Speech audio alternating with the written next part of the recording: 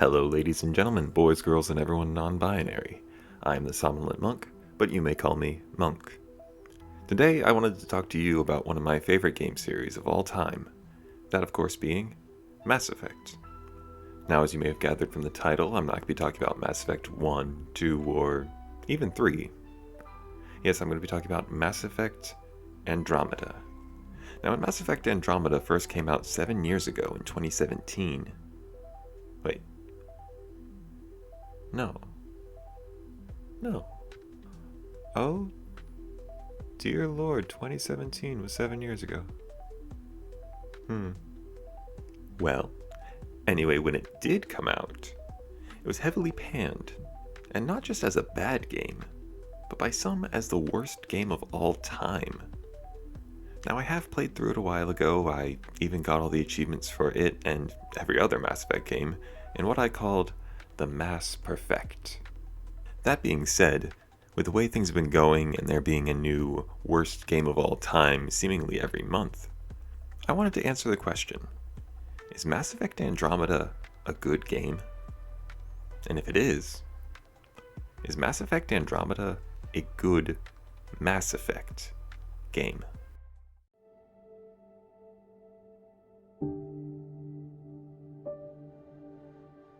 So, we start as many Mass Effect games do with a character creation menu.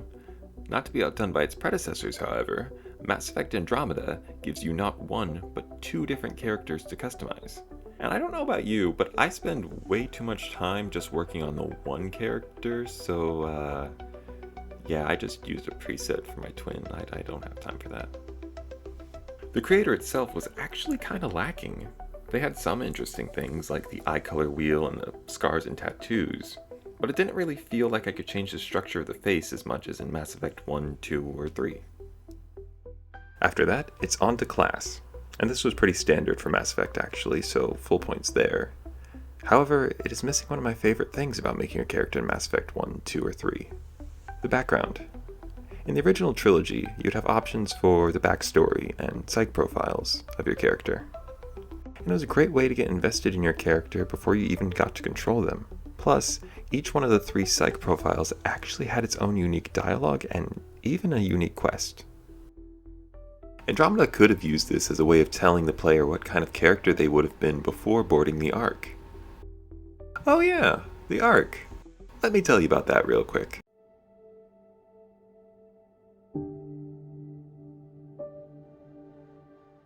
Life in the Milky Way galaxy has decided to chance it all and send large cryoships known as Arks for each of the major races from the original trilogy. They travel to the Andromeda galaxy and attempt to start a new civilization on its habitable worlds. After a rather beautiful cutscene, you awake to a not so good-looking one. I don't know, maybe I made my guy look too much like a dollar store Kylo Ren.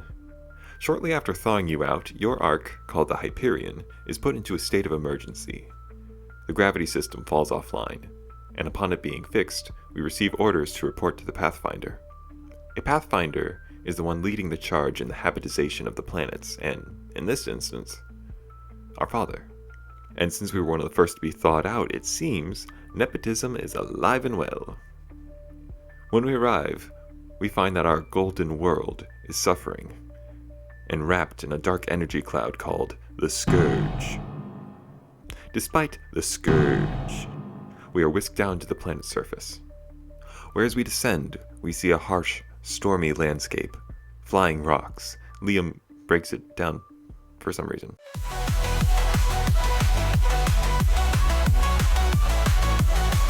By the way, that's Liam. The lander door shears off. Liam gets sucked out. We try to save him as what's left of the lander breaks in half. We fall out with him, and land at one of the nicest shots in this game. I mean, look at that! We journey on to find what's left of the crew and encounter the Ket, an alien race that kinda looked like they were at Ground Zero when the Stay Puft Marshmallow Man exploded. So we try to say hi. That doesn't work. So we say hi with our bullets instead. After properly meeting them, we save the crewmen and continue on towards the monolithic tower we saw upon entry. Fighting through the Ket, we eventually meet back up with our father. We storm Huh? Get it? The Ket encampment.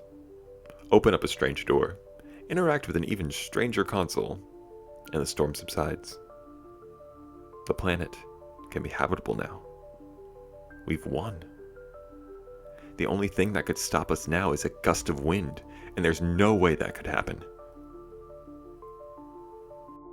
Oh.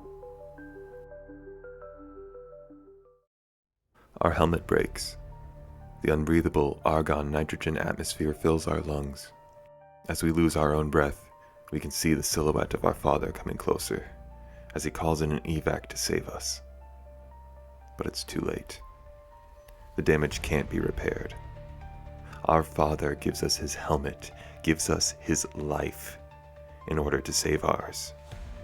As our body fades, we get connected to the AI program our father utilized in a last-ditch effort to revive us.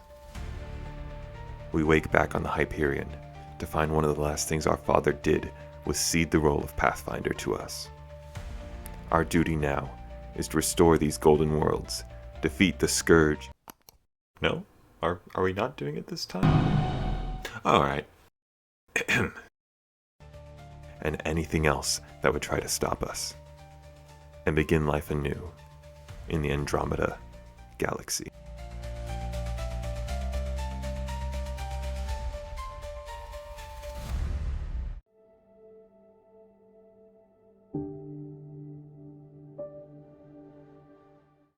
I found the gameplay for Andromeda was actually very good. It has a standard walk around populated areas and do some quests, some better, some worse. Take this part of the Settling Kadara questline that I was stuck on for a majority of the game.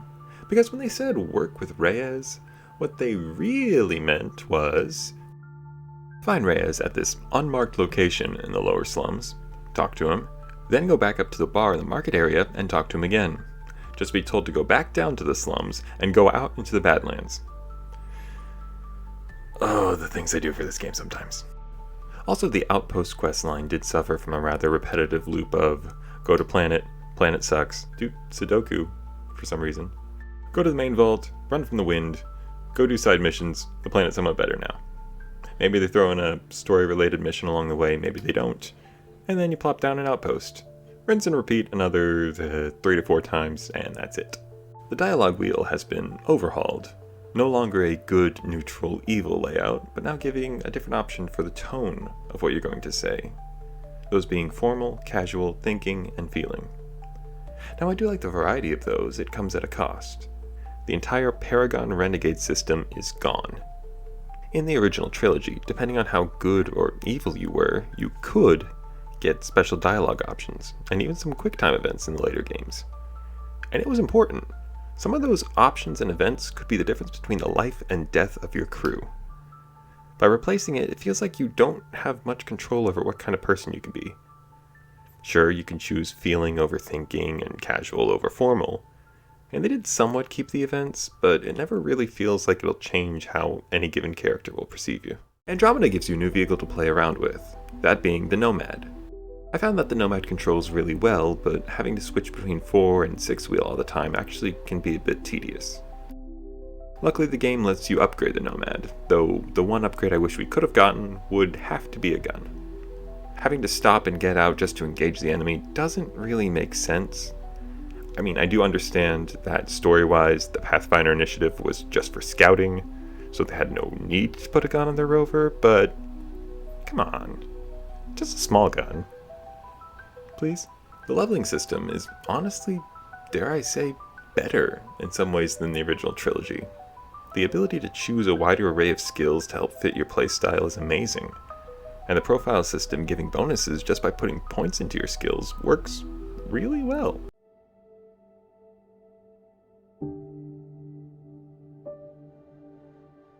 The crew in Andromeda are, well, let me introduce them real quick before we talk about them as a whole. Cora Harper, serious military type who was next in line to be Pathfinder before our father gave it to us. Overall, she's a good introduction character, but she never really stood out to me as much as the others. Liam Costa. This is Liam, by the way. The stark contrast to Cora, Liam is more of the comedy relief, going for more one-liners and quips throughout his dialogue. Anyone know some good shanties? I could pull a parrot out of my arse. A lot of which fall flat. However, if you can stand his jokes, his loyalty mission just so happens to be the best mission in the game.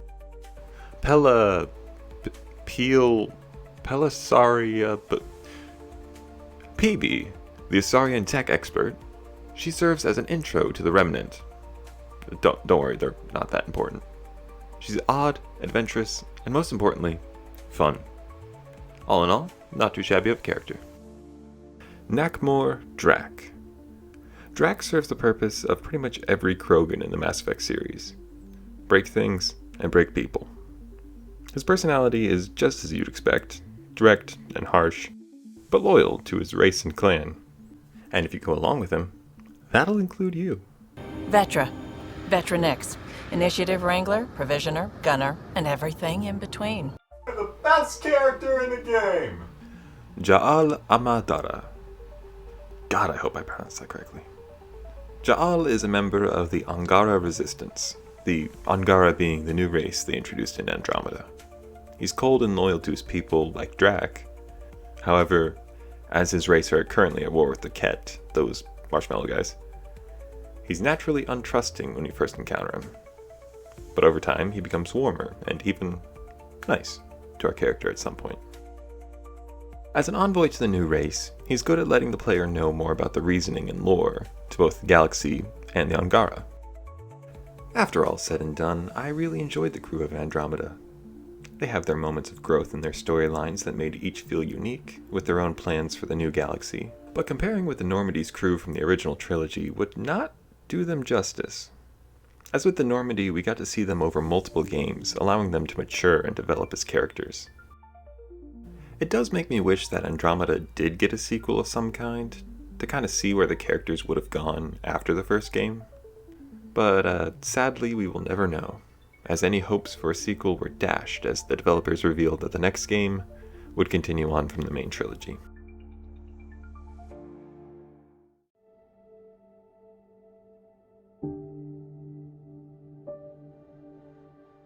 On to the meat and potatoes of Andromeda, the combat. Andromeda's combat is some of the most advanced we've seen in the series. With not only the more flexible skill system, more varied weapons, weapon upgrades, the addition of different melee weapons, but they also introduced the jump jet. A quick boost to be used in traversal as well as combat with a dodge, a jump, or even a hover. Allowing better movement along the battlefield and elevation to counter enemies that tend to stick to cover. Personally, I think Andromeda has the best combat of the series. It feels nice. The combat encounters are well made with plenty of verticality to utilize the jump jet. The worlds themselves allow for a variety of scenery and colors so it doesn't seem stale.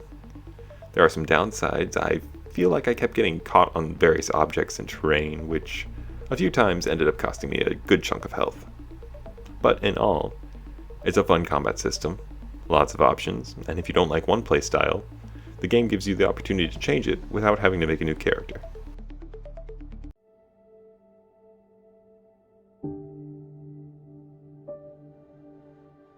To say Andromeda was a bad game when it came out was certainly not a controversial opinion. Heck, it was probably the most popular one. But is Andromeda a good game by today's standards? Yes. Honestly, I enjoyed playing back through it and would recommend it to anyone who's interested. Despite the shoddy graphics and some glitches here and there, it was a really fun playthrough, if only for the characters and the combat. But the moment of truth, as it were, and the answer to the question we asked at the beginning of the video: is Andromeda a good Mass Effect game? Sadly, no. I cannot say it's a good Mass Effect game. It tries to hit the same notes as the original trilogy, and despite being in a new galaxy, it falls short of the scale and adventure of the trilogy. The biggest example of this was, in the first Mass Effect game, they introduced a total of 16 new and unique alien races, and in Andromeda, an entirely new galaxy. They only added 3.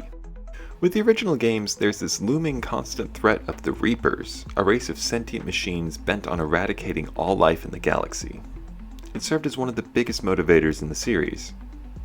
Andromeda really doesn't have anything like that. Heck, the main motivation is to find a place to live. Sure, you do have the Ket to worry about, but even with what the Ket are planning, it doesn't really compare to the Reapers. The crazy thing is, if Andromeda wasn't advertised as part of the Mass Effect series, if it came out as a brand new game just called Andromeda, if it just changed certain terms and details and been its own thing, it would have been a good game. And honestly, some people would have called it a cult classic. But because of the correlation to Mass Effect and the absolutely immense footsteps that it had to follow in, it makes it look worse simply by comparison. All that said, I'm excited for Mass Effect 4 and to see where they take the series. Hopefully they can take some of the positives from Andromeda and, in some way, implement them into the new entry. But as of right now, we can only wait. Thank you all so much for watching. This has been my first real attempt at making a video like this, so it took me a fair bit of time and a lot of scuff. That being said, I would love to hear what you guys think, so please feel free to leave a comment. If you've enjoyed this video, please give it a like, and I would normally say subscribe, but even with the game plan in mind, this video took me about a month. So it might be a bit before I can make another like it. But nevertheless, I've been Monk, you have been wonderful, and I'll see you when I see ya. Bye bye.